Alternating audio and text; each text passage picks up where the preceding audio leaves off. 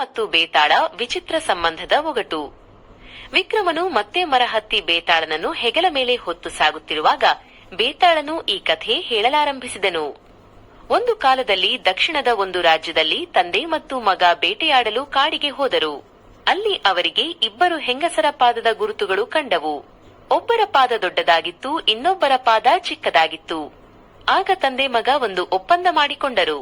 ತಂದೆ, ಯಾರ ಪಾದ ದೊಡ್ಡದಿದೆಯೋ ಅವರು ಹಿರಿಯರಿರಬೇಕು, ಅವರನ್ನು ನಾನು ಮದುವೆಯಾಗುತ್ತೇನೆ.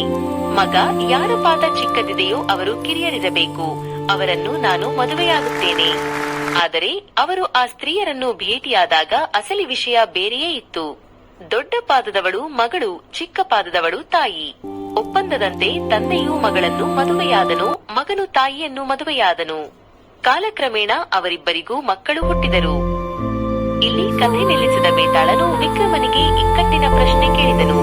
ವಿಕ್ರಮ, ಈಗ ಹೇಳು, ತಂದೆಯ ಹೆಂಡತಿಗೆ ಹುಟ್ಟಿದ ಮಕ್ಕಳು ಮತ್ತು ಮಗನ ಹೆಂಡತಿಗೆ ಹುಟ್ಟಿದ ಮಕ್ಕಳು, ಇವರ ನಡುವಿನ ಸಂಬಂಧವೇನು? ಉತ್ತರ ಗೊತ್ತಿದ್ದು ಹೇಳದಿದ್ದರೆ ನಿನ್ನ ತಲೆ ಸಿಡಿಯುವುದು. ವಿಕ್ರಮಾದಿತ್ಯನು ಬಹಳ ಹೊತ್ತು ಯೋಚಿಸಿ ಹೀಗೆ ಉತ್ತರಿಸಿದನು.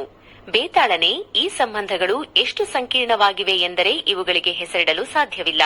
ತಂದೆಯ ಹೆಂಡತಿ ಮಗಳು ಮಗನಿಗೆ ತಾಯಿಯ ಸ್ಥಾನದಲ್ಲಿದ್ದಾಳೆ, ಆದರೆ ಅವಳು ಅವನ ತಂದೆಯ ಹೆಂಡತಿ. ಮಗನ ಹೆಂಡತಿ ತಾಯಿ ತಂದೆಗೆ ಸೊಸೆಯ ಸ್ಥಾನದಲ್ಲಿದ್ದಾಳೆ, ಆದರೆ ಅವಳು ಅವನ ಹೆಂಡತಿಯ ತಾಯಿ. ಈ ವಿಚಿತ್ರ ವಿವಾಹದಿಂದ ಹುಟ್ಟಿದ ಮಕ್ಕಳಿಗೆ ಪರಸ್ಪರ ಯಾವುದೇ ನಿರ್ದಿಷ್ಟ ಹೆಸರಿನ ಸಂಬಂಧವಿರಲು ಸಾಧ್ಯವಿಲ್ಲ. ಇದು ಲೋಕದ ವಿಚಿತ್ರ ಸಂಬಂಧ. ಉತ್ತರ ಕೇಳಿ ಬೇತಾಳನು ಮತ್ತೆ ಮರಕ್ಕೆ ಹಾರಿ ಹೋದನು. ನಿಮಗಾಗಿ ಮತ್ತೊಂದು ಪುಟ್ಟ ಕಥೆ.